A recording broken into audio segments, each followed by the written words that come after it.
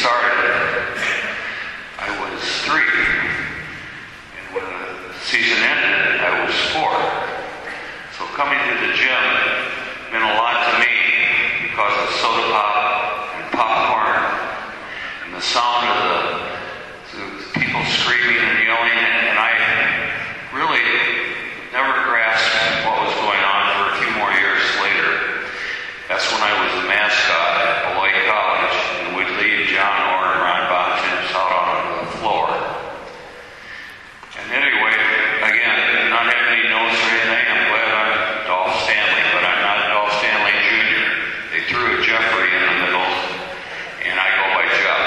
And I think I'm lucky to go by Jeff, or I'd be stopped a million times a day still.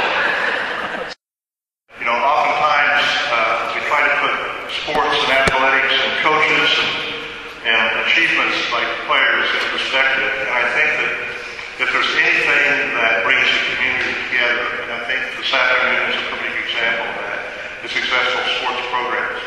And I think Dolph Stanley set the bar for not only the Taylorville community, but probably for the entire state, as he not only coached winning teams in Taylorville, but he did in quite a few other schools as well.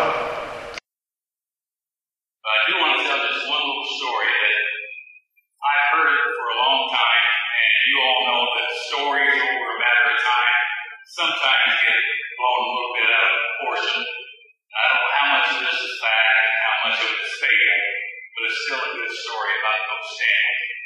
If you remember, many years ago, Coach Fletcher coached the paint when he was just a young man.